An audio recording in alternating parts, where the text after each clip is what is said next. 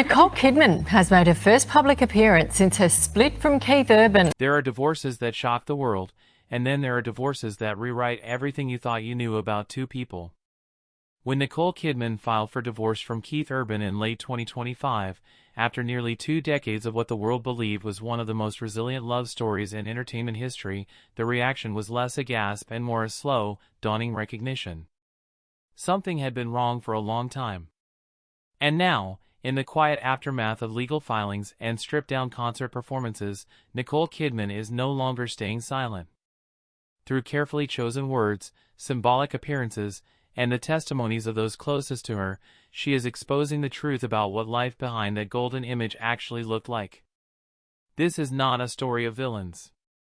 But it is, finally, a story of honesty. For nearly 20 years, Nicole Kidman and Keith Urban were the couple that Hollywood pointed to whenever cynics declared that celebrity marriages were doomed. She, the Oscar-winning actress with porcelain composure and a career that refused to plateau. He, the guitar-slinging country star from Queensland whose voice carried the kind of raw longing that made arenas feel intimate. Together, they seemed to balance each other perfectly, her discipline tempering his wildness, his passion softening her reserve. Magazine covers, award show appearances, and carefully worded interviews painted a picture of a partnership built on genuine devotion. But pictures lie. Or rather, pictures only ever show what people want you to see. And for years, both Nicole and Keith were skilled architects of their own mythology.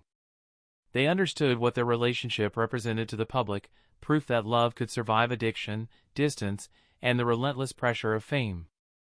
They carried that responsibility seriously, sometimes too seriously.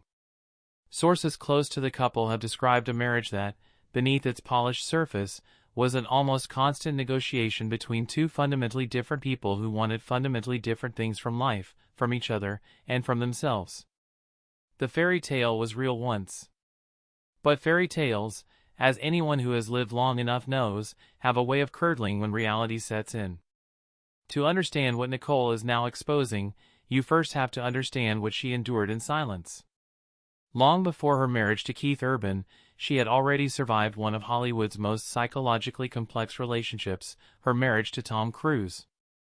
That union left scars that never fully healed. The loss of primary custody of their adopted children, Isabella and Connor, after the divorce was, by multiple accounts, one of the most devastating experiences of her life.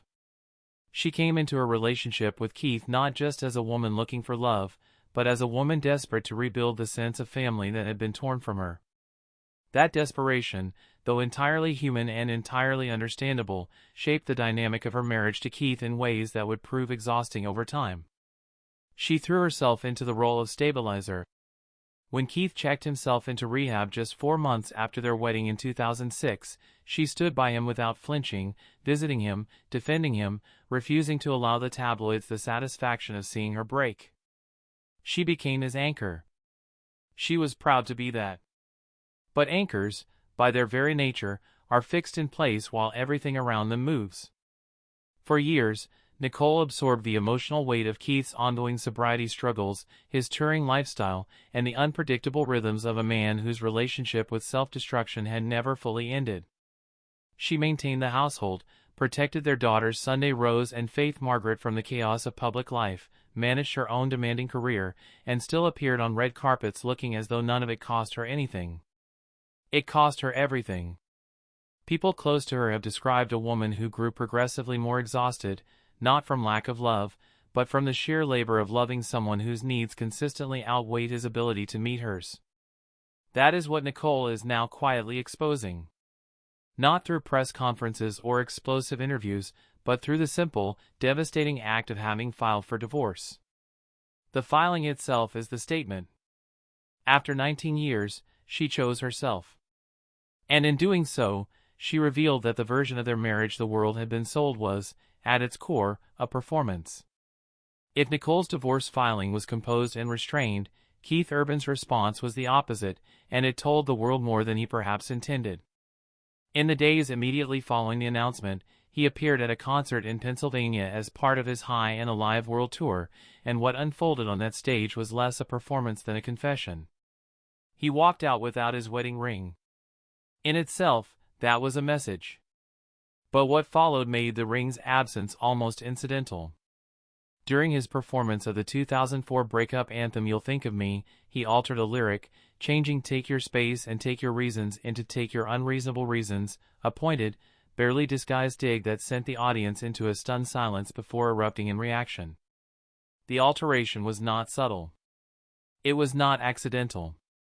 It was a man publicly processing his anger, using his stage the way he had always used his music, as a place to say the things he couldn't say anywhere else. He also dropped The Fighter from his set list entirely.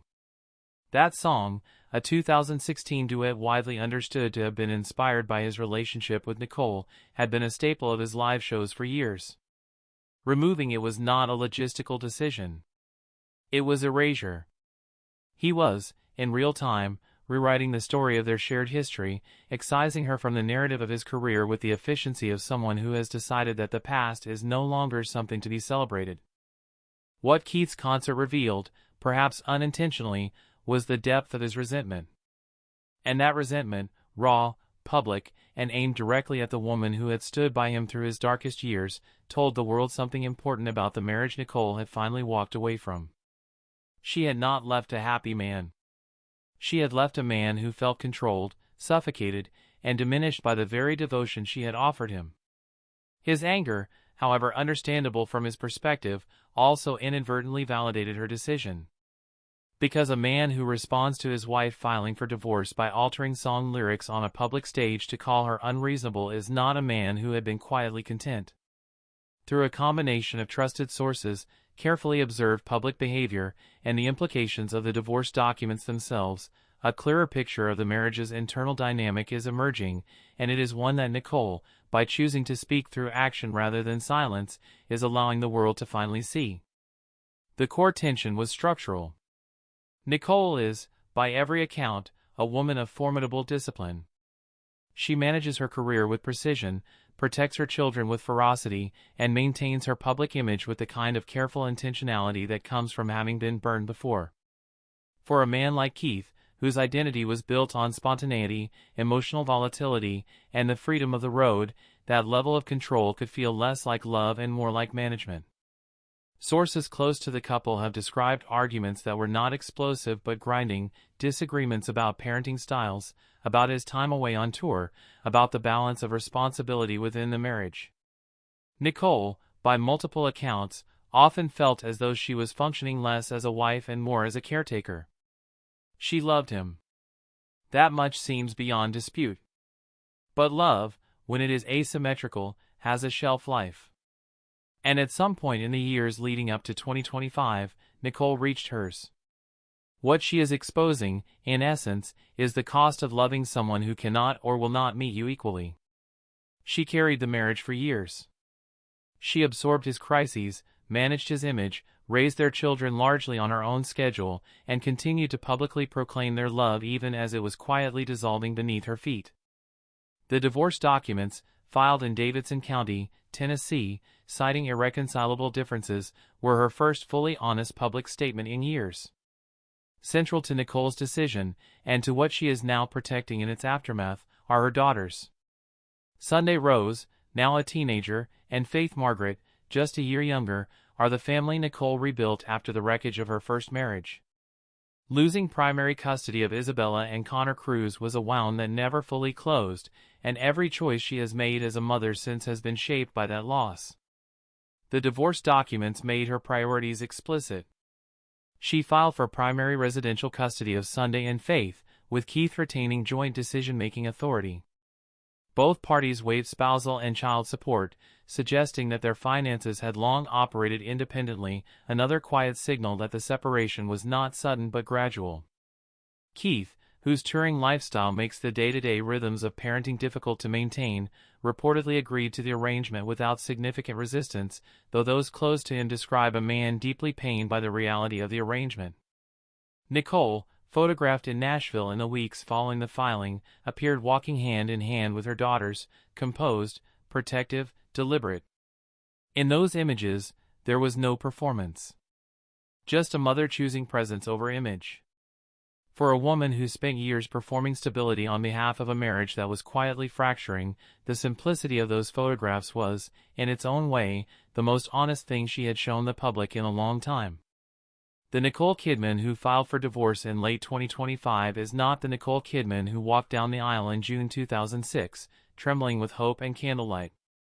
She is sharper now, less willing to absorb pain in the name of a narrative, more clear-eyed about the difference between loyalty and self-erasure. The transformation has been slow and hard one, shaped by nearly 2 decades of experience that the public saw only in carefully curated fragments. What this divorce exposes about Nicole is, paradoxically, the most admirable thing about her. She waited. She tried. She carried more than her share for longer than most people would have. And when she finally reached the conclusion that she could not sustain both herself and the marriage, she made her choice cleanly, without spectacle, without cruelty, and with the full knowledge that the world would scrutinize every detail. That kind of courage is quieter than it looks. There is nothing dramatic about finally saying enough. But there is enormous strength in it. Her public composure in the aftermath has been notable. While Keith processed his grief on stage, she moved forward with the measured steadiness that has defined her since she first emerged from the ruins of her marriage to Tom Cruise. She appeared at a film festival weeks after the filing, ring-free and unbroken. She did not perform sadness for the cameras. She did not perform strength either. She simply existed in her new reality with the grace of someone who has made peace with a difficult but necessary decision. The end of Nicole Kidman and Keith Urban is not a story of one villain and one victim. It is a story of two people whose wounds, rather than healing each other, eventually compounded. She needed security, he needed freedom. She needed a partner, he needed a savior, and then resented her for being one. These are not failures of character. They are failures of compatibility, the kind that time and pressure reveal with cruel patience.